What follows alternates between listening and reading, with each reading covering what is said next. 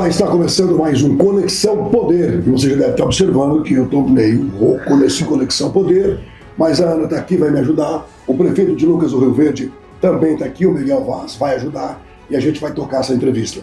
A você que está no nosso canal no YouTube, se não se inscreveu, se inscreva, ativa as notificações, que é o sininho, e dá um like aí no programa. Você que está no Instagram também, obrigado pelo carinho, obrigado pela audiência. Prefeito, Ana, estamos junto aqui, me ajudem mais do que nunca. Claro, seja muito bem-vindo, prefeito, é uma alegria recebê-lo e parabenizar pela sua agilidade, até mesmo na entrevista que nós entramos em contato com a sua assessoria, que muito gentilmente nos atendeu de forma muito ágil, e o senhor teria agenda em Cuiabá e está aqui nos nossos estúdios. Então a gente entende também essa prosperidade do município de Lucas, porque o senhor tem essa característica de imediatamente responder às demandas. Seja sempre bem-vindo aqui, é um espaço de informação e a gente quer transformar essa informação em algo que possa fazer parte da vida das pessoas. Muito bem, obrigado Ana, obrigado Anderson, uma satisfação estar aqui, um prazer, uma honra estar aqui pela primeira vez e também por poder ter a oportunidade de falar um pouco sobre Lucas do Rio Verde, sobre a nossa região lá da região da BR-163 do norte do estado de Mato Grosso. E falando em BR-163, como que está a duplicação, qual a expectativa quanto a esse crescimento, facilitando o trânsito, o acesso, a questão da logística das produções? Olha, é um grande projeto extremamente importante para o estado de Mato Grosso, essa decisão do governo do estado de ter assumido, né, a concessão da rodovia através da empresa pública, né, da MTPAR, comprando a concessão da nova Rota do Oeste, mas o benefício que vai trazer para a região, ele é muito grande, né? Ontem mesmo, na nossa vinda de Lucas do Rio Verde para a capital, a gente conseguiu comprovar, nós temos praticamente o trecho de Lucas do Rio Verde até Nova Mutum praticamente concluído, e uma parte já no sentido de Cuiabá do Posto Gil, do Posto Gil até o município de Nova Mutum concluído, e de Nova Mutum até Lucas do Rio Verde já uma parte em pavimentação. Então vai facilitando muito o trânsito, né? Principalmente porque tem um movimento grande de cargas, e isso dá um alívio considerável no trânsito, né, dos caminhões com os veículos. Então acredito muito nesse projeto, as obras estão em andamento, imagino que até o final do ano que vem tudo isso esteja concluído, até o trecho final, que é a cidade de Sinop. Isso vai aumentar muito o fluxo de pessoas, tanto da capital para a nossa região, com mais segurança, com mais segurança, e também do interior, né, da nossa região para a capital, né? Então vai facilitar muito, com muito mais segurança. Evidentemente vai trazer mais desenvolvimento econômico, né? A economia vai se fortalecer. Eu acho que é extremamente positivo isso que está acontecendo. E veio numa hora boa, prefeito, porque além dessa duplicação, a gente tem também a ferrovia. Você falou aí em cargas, em grãos. É muito forte o transporte via rodovia. E com a ferrovia haverá uma divisão nisso. Como é que vocês estão avaliando essa história? Sem dúvida, né? Nessa região nossa do centro-médio-norte de Mato Grosso, a região da BR-163, ela representa mais de 30% do total da área de produção do estado, né? São 12 milhões e 700 mil hectares, dos 91 milhões de hectares total do estado, e dos quais 4 milhões estão lá. Então 12,7 e 4 milhões estão naquela região lá. Então é um volume considerável de produção de soja, milho e algodão, além da produção de carnes, evidentemente já na transformação, na produção de proteínas, né, vegetais, proteínas animais, que é o caso da carne, e biocombustíveis. Então tem um volume de carga muito grande, muito elevado, que hoje divide uma parte para a região sul, vindo para a ferrovia em Rondonópolis, hoje o terminal em Rondonópolis, que está em construção para chegar até o ano de 2028, talvez um pouquinho mais, em Lucas do Rio Verde, né, o primeiro projeto de ferrovia em construção com destino à região, que é Lucas do Rio Verde. E a outra parte dessa grande produção, ela vai para o Arco Norte, ou seja, na região, né, do rio Tapajós com o rio Amazonas. Então o Arco Norte absorve talvez 50% desse grande volume de produção. A ferrovia vai trazer muito mais competitividade para toda a região. Portanto, quando o setor fica mais competitivo, atrai mais investimento. Então a nossa região deve receber muito mais investimentos a partir dessa ferrovia na região, e isso resulta em qualidade de vida, né? Resulta em crescimento populacional, já que a nossa região é uma das que mais cresce no Brasil. Lucas do Rio Verde, aliás, foi a cidade que mais cresceu no Brasil nos últimos 30 anos. Cresceu 1.152%.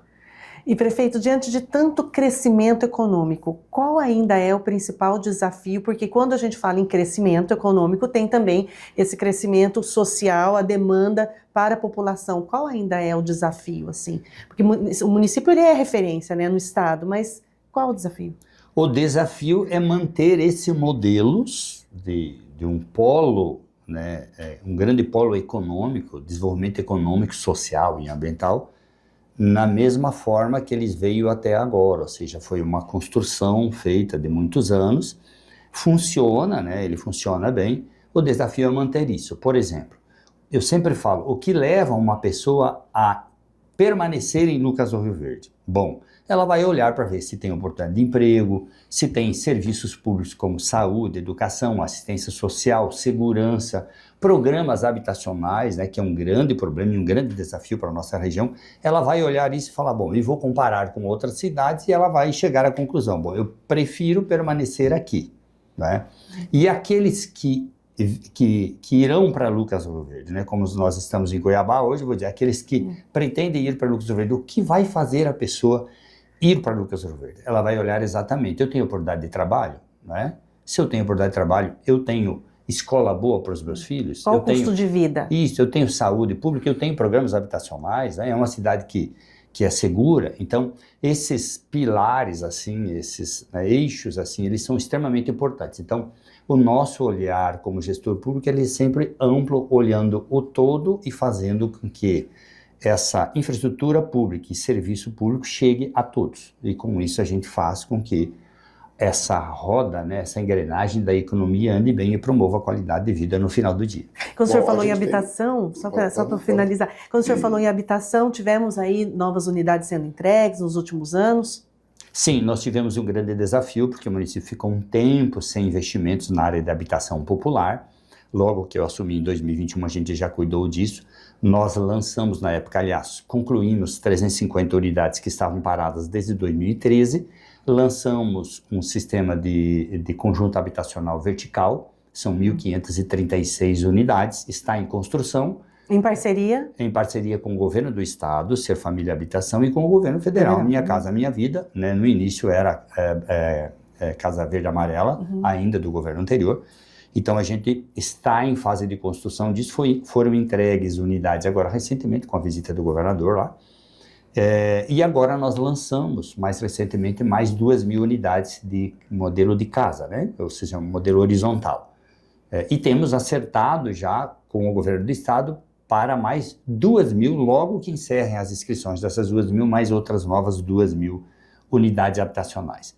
Isso já atende toda essa demanda habitacional? Olha, a demanda, ou a gente ainda tem mais? A demanda ela é sempre muito crescente. Nós, quando eu assumi, tínhamos mais ou menos 6.000, um número de 6.000 unidades em déficit habitacional, e nós, com essas 2.000, nós chegamos a 4.200. Então, eu entendo que tem aí talvez mais 2.000, talvez um pouco mais que 2.000. Se você me perguntar se é possível deixar a zero, é praticamente impossível, porque é uma cidade que tem um fluxo migratório grande, não é? Por conta das indústrias, por conta da geração de empregos.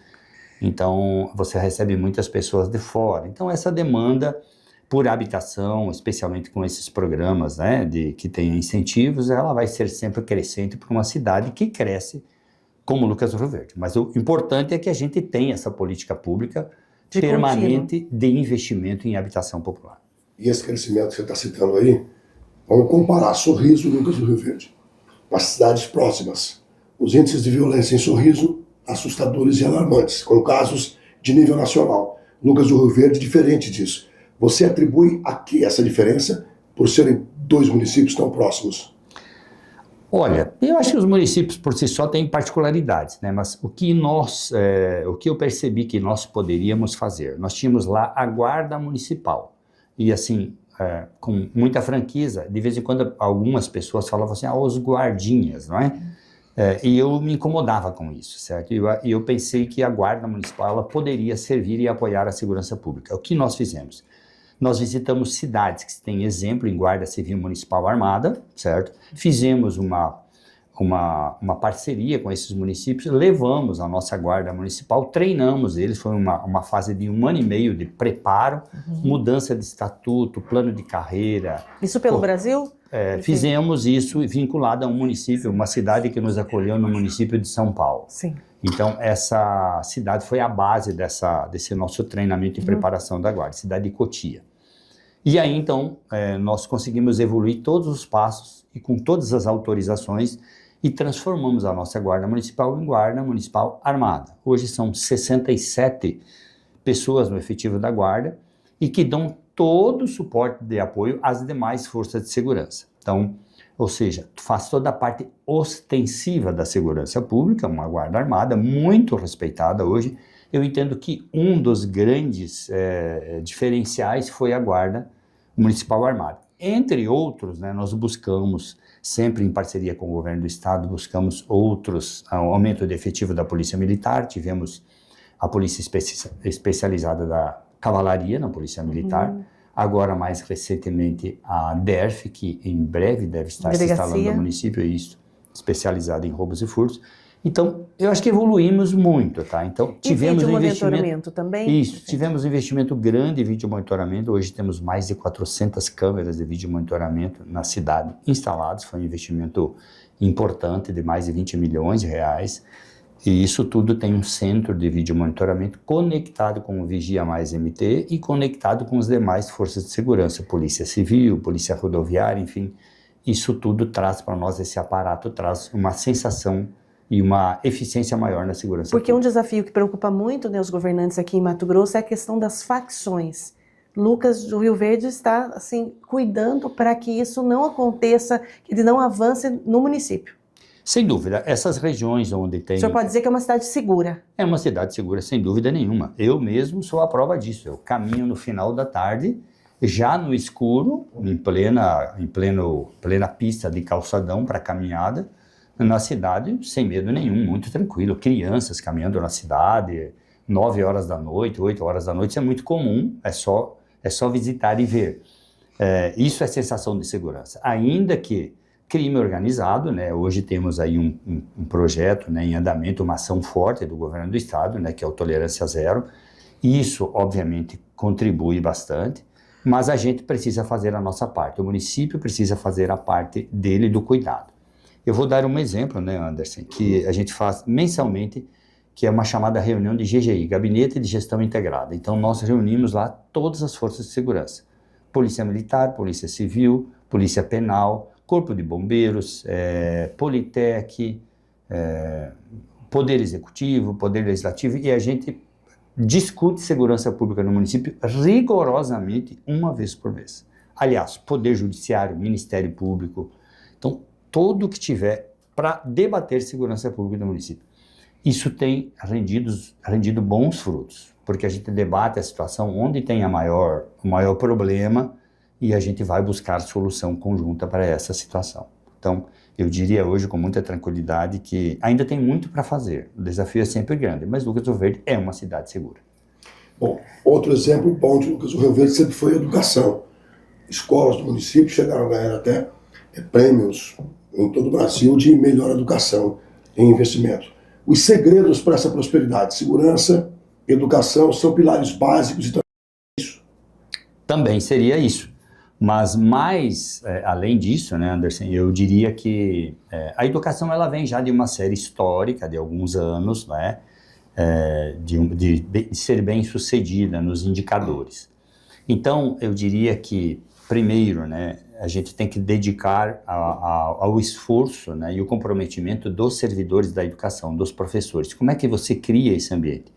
Bom, primeiro, mostrando para onde o município vai, qual é a importância da educação, né, e os desafios que temos, e a formação continuada dos professores. Isso é extremamente importante. Então, por exemplo, no período da pandemia, nós tivemos ali um apagão, digamos assim, né? Os alunos não foram mais para a sala de aula, tivemos que suspender tudo, e teve um recomeço, não é? Muito desafiador. Então, esse momento do recomeço, de retornar à sala de aula, ele foi muito importante justamente de deixar a mensagem, olha, Nós precisamos recuperar isso e nós precisamos trabalhar para melhorar os nossos indicadores.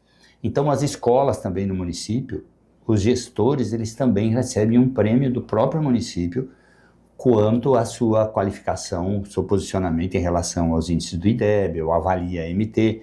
Então, existe essa meritocracia também, que é uma política do município voltada para as escolas, para os professores. Isso contribui? Sem dúvida nenhuma. Reflete nos números. Exatamente, reflete nos números. E o ensino superior no município?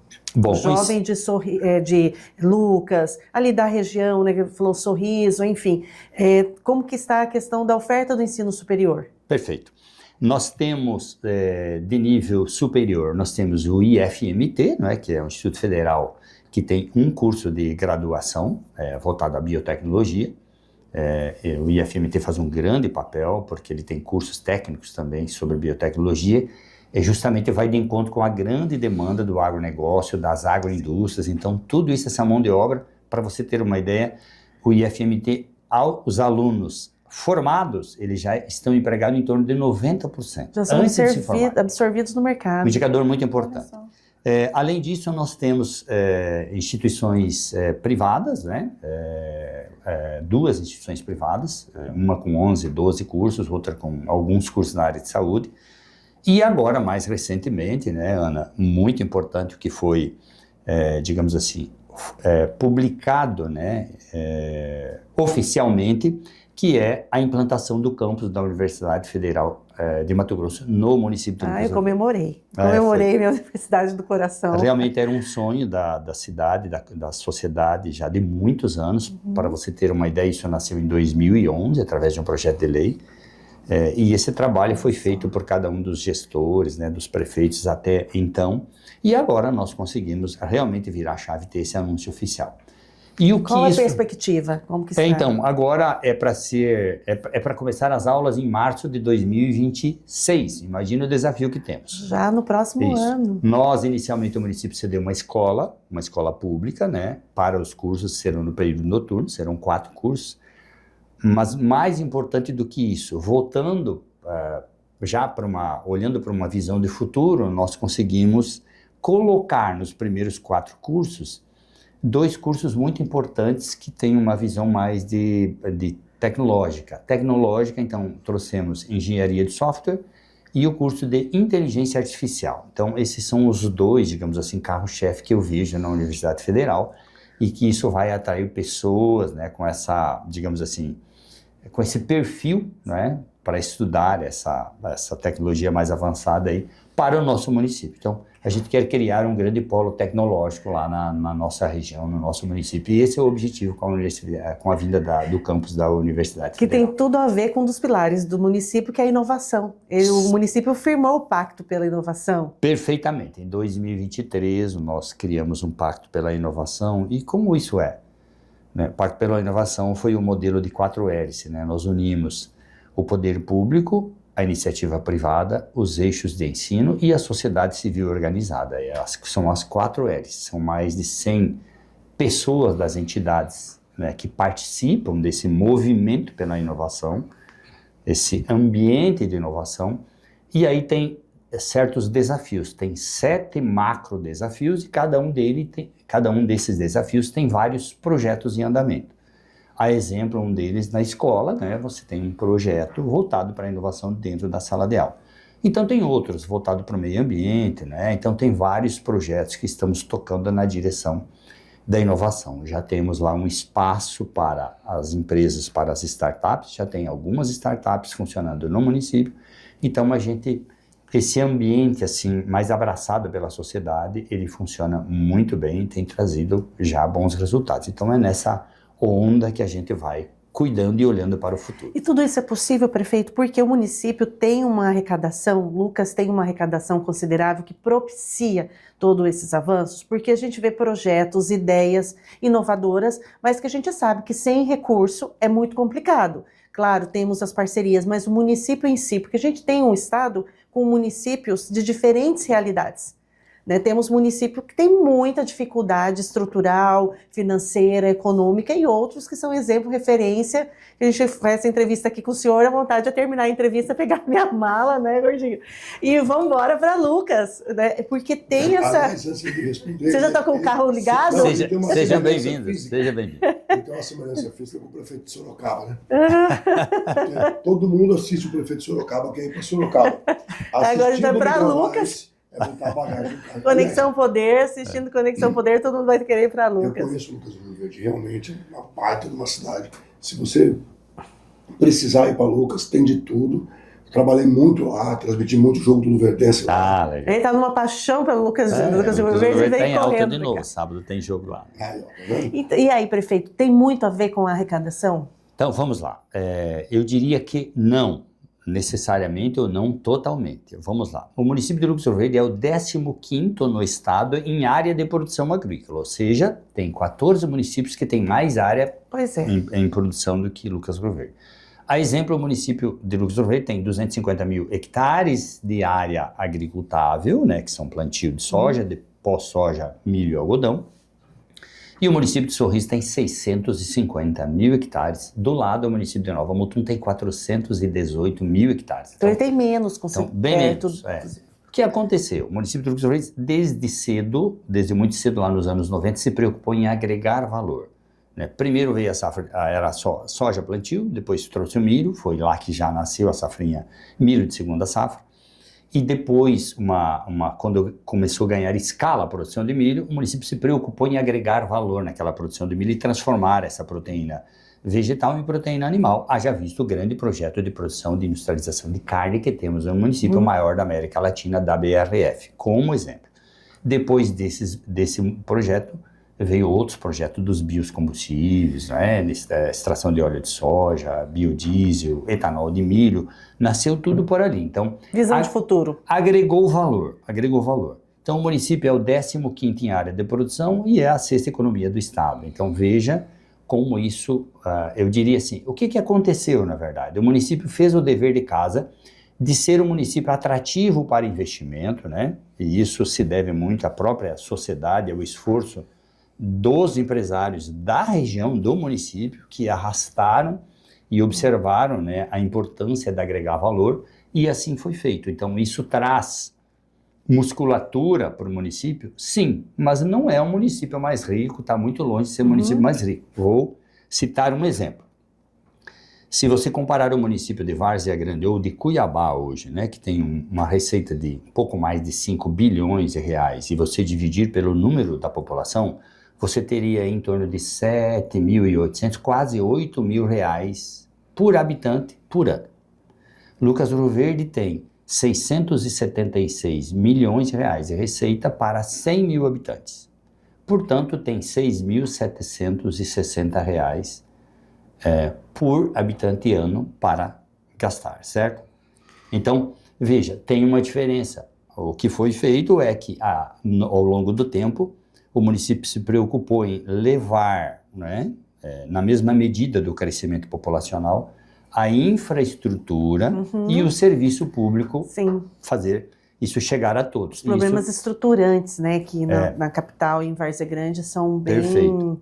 Então, o cuidado já que foi feito desde muitos anos atrás, isso tudo, então agora é simplesmente você acrescentar aquilo, não deixar faltar. Eu diria uma cidade planejada? Sim, Lucas uma já cidade nasce planejada. uma cidade planejada. Uma cidade planejada em todos os sentidos, né? Da infraestrutura urbana, mas também do serviço, né? Por exemplo, não pode faltar médico, não pode faltar remédio, em hipótese alguma, não pode faltar sala de aula para aluno.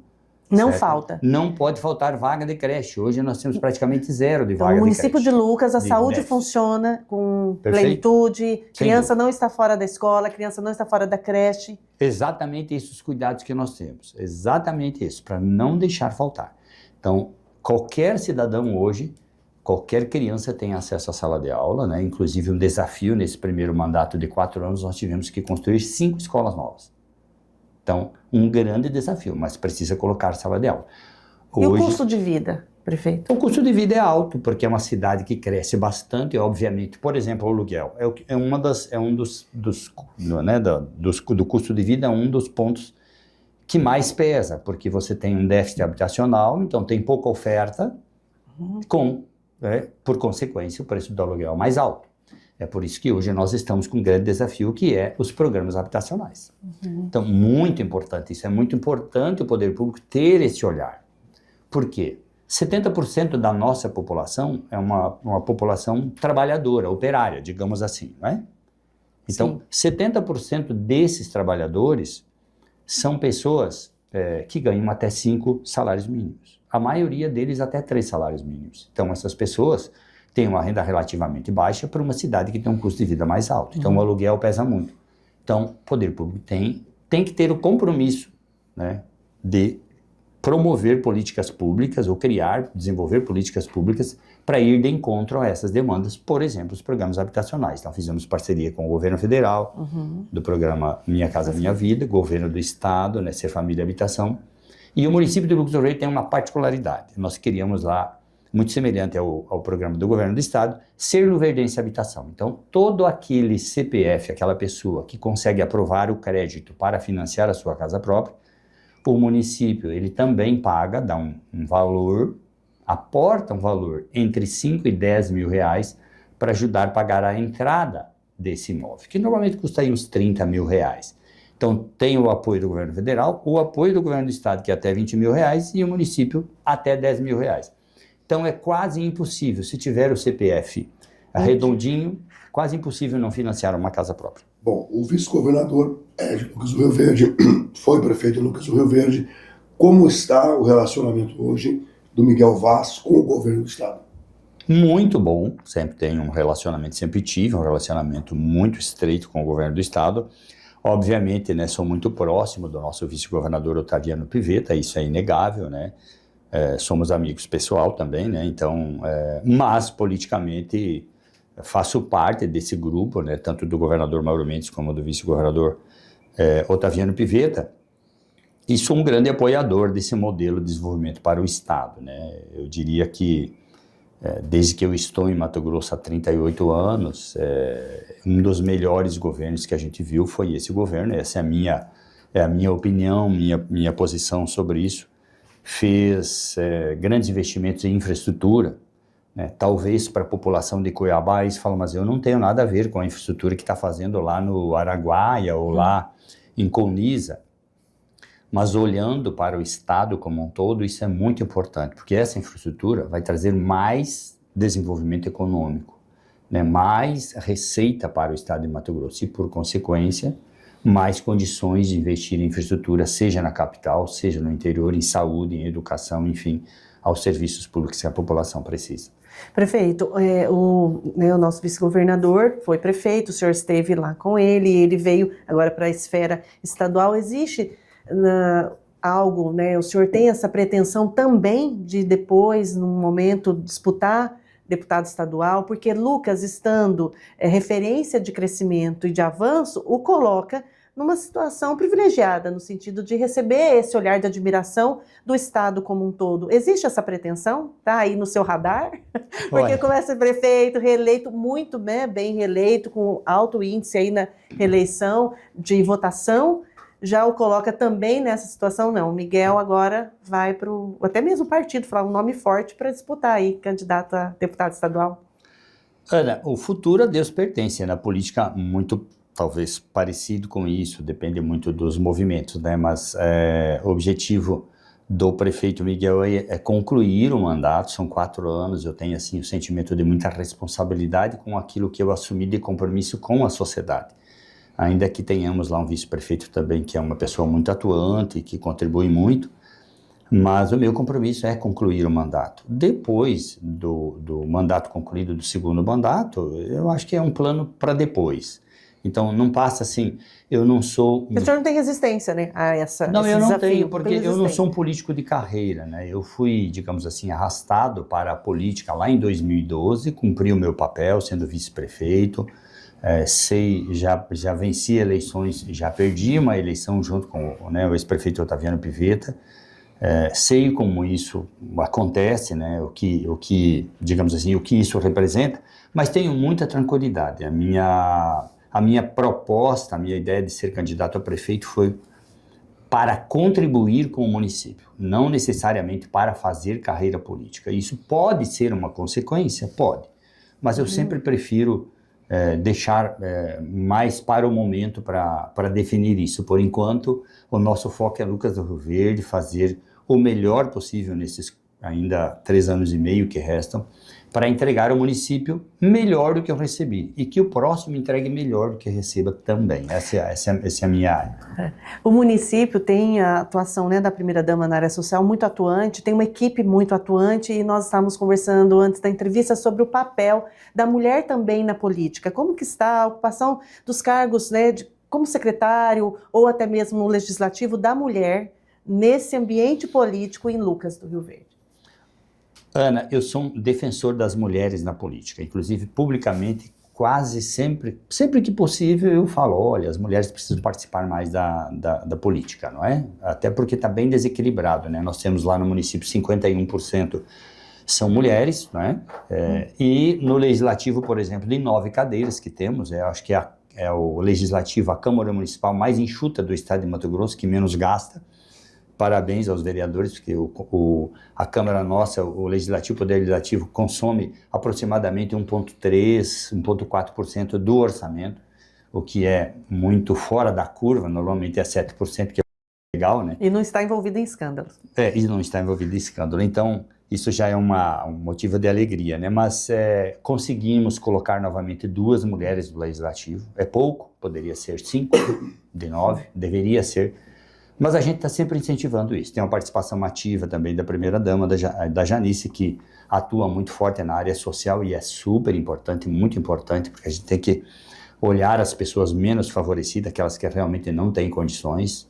Não precisa ser um assistencialista total, né? Mas precisa tirar as pessoas daquele estado mais vulnerável e colocar elas no caminho de poder trabalhar, de poder se qualificar, se capacitar, para andar, né, Sim, dar com as suas condições, próprias né, pernas. de desenvolvimento humano e social. Então, a atuação também é muito importante, essa participação da assistência social, sem dúvida nenhuma, contribui muito para E o senhor abre, então, para a participação dentro da administração pública, a ocupação de cargos por mulheres? Sem dúvida, a maioria, veja bem, o cargo da secretária de Educação é uma mulher, Cultura, uma mulher, Secretaria de Saúde, uma mulher. Então, só não tem mais mulheres porque as que eu convidei ainda não se colocaram à disposição. Foi embora para Lucas? Foi embora para Lucas do Rio Verde, Olga. Diante de tudo isso, Sim. Lucas do Rio Verde chama a atenção do cenário político. Ano que vem, eleição para Senado, para AL, eleição para governo. É óbvio que todos esses candidatos ou pré-candidatos miram para Lucas do Rio Verde. Quem pode bater na porta do Miguel Vaz lá para pedir apoio? Olha, eu lembro da última eleição, né, eleição para deputados, para governador, né, nós tivemos um candidato próprio do município, ficou suplente, atuou durante 30 ou 60 dias na AL, e nós, as lideranças políticas, estamos começando a falar sobre esse assunto, de ter um nome que seja representante, que possa representar não só o município, mas talvez a região, na Assembleia Legislativa do Estado. Então, é importante porque o município, que tem praticamente 60 mil eleitores, tem condições muito, eu diria assim, muito tranquilas de focar, de concentrar num bom nome. Eu acho que tem mais que um nome, talvez uns 3 nomes que a gente possa selecionar algum deles e, através de pesquisas, né, Anderson, através das pesquisas se aproximando lá, escolher um desses nomes que tem maior possibilidade, maiores condições de ser eleito. Eu não gostaria de falar agora para não criar expectativa, né? Mas assim, são pessoas que já participam da política lá, né? Entre eles tem hoje vereadores que têm interesse de ser, né? Tem pessoas de fora que não são vereadores também que têm interesse de ser. Mas eu acho que a gente chega num consenso, eu penso, de ter um nome mais forte para tentar representar o município de Lucas do Rio Verde na AL em 2026. E para o Senado? Olha, nada definido ainda, não é? Nada definido. Sabemos que tem as 2 cadeiras para serem disputadas e eu diria que a conjuntura, né, de governo do Estado aqui vai fazer com que a gente embarque, né, apoiando um nome ou mais que um nome para a cadeira ao Senado. Governo. Governo, certamente, né, indiscutivelmente que eu sou apoiador, né, da candidatura do nosso vice-governador Otaviano Pivetta, por óbvio, né, pela proximidade, pela condição, né, eu diria tranquilamente que para Mato Grosso e para os mato-grossenses né, uma importante opção, é o melhor negócio, eu tenho falado isso. O melhor negócio para Mato Grosso e para os mato-grossenses é ter a continuidade desse projeto aí na linha de pensamento do atual governo, que é conduzido pelo governador Mauro Mendes e pelo vice-governador Otaviano Pivetta. Então, nós estaríamos na mesma direção, na minha opinião, o que é muito importante para o Estado. O Pivetta teria todas as características para ser um bom governador, assim, porque algumas pontuações diz respeito à questão do carisma, do diálogo, da popularidade. Acho que é a palavra mais, né? Aqui estou retirando falas de entrevistados do campo político aqui na nossa bancada. O que o senhor tem a dizer sobre isso? O senhor que tem uma proximidade, que o conhece realmente de fato. Sem dúvida. O nosso vice-governador, o Otaviano Pivetta, como pré-candidato, de fato o perfil dele é esse mesmo, né? Eu acompanhei muito de perto. Por ser amigo pessoal, e ele é exatamente essa pessoa, ele é uma pessoa autêntica, e esse talvez seja o detalhe, né, seja um dos critérios que pode pesar um pouco, mas é importante dizer que na política nós não precisamos de candidatos bonzinhos, né? O ideal é que a gente tenha candidatos que façam aquilo que precisa ser feito, e o Otaviano tem essa capacidade, esse perfil de fazer, né? Não só de agradar. É muito importante o candidato estar no meio da população, ouvir mais, sem dúvida nenhuma. Eu pratico isso com muita, eu diria assim, com muita frequência, né? Sempre que eu posso estar no meio das pessoas e ouvir as pessoas, ainda que seja, às vezes fica, eu diria assim, é bastante intenso, porque as agendas do Poder Executivo, né, é bastante intensa e você tem, às vezes, pouco tempo, e quando você tem um tempo também você precisa descansar, enfim. Mas eu diria que talvez um dos pontos que o nosso pré-candidato precisa melhorar, mas ele tem uma capacidade inquestionável para administrar o Estado e ele sabe muito bem o que o Estado pode ainda avançar, e eu não tenho dúvida que ele é uma pessoa muito bem preparada, não tenho dúvida que é a pessoa talvez mais preparada que nós temos hoje no Estado. E o senhor que já foi vice dele, a escolha do vice também tem um papel preponderante nessa corrida aí pelo governo do Estado? Sem dúvida, porque normalmente, né, o candidato a vice-governador ou vice-prefeito é a pessoa que, em tese, no futuro vai suceder o candidato atual, né? Então, importante que essa pessoa esteja próximo e preparado, né? E eu diria o seguinte, vou voltar lá no meu questionamento. Poderia ser uma mulher. Ai, que deveria bom. Ser. Gostei, prefeito. Sabe por quê? nós já entrevistamos também um entrevistado que defendeu, o Cidinho, inclusive, o papel de uma mulher da Baixada para vice. Quem seria essa mulher? Vamos lançar essa Conexão Poder, lançar essa enquete. Eu vou deixar essa resposta, né, para o município de Cuiabá, para Várzea Grande, né, que aqui tem o maior número de eleitores, não é? Eu acho que é uma discussão saudável, talvez trazer o candidato do interior, da região do agro, com alguém da capital, né, da capital como um todo, Várzea Grande, Cuiabá, Baixada Cuiabana. Eu acho que daria, assim, um equilíbrio muito interessante. Daria um caldo, né? Exatamente. Daria uma energia nessa... Miguel Weiss, alguma coisa que a gente não falou aqui que você quer acrescentar? Olha, eu sempre sou muito entusiasmado, né, com a nossa região, como eu disse, estou há 38 anos lá.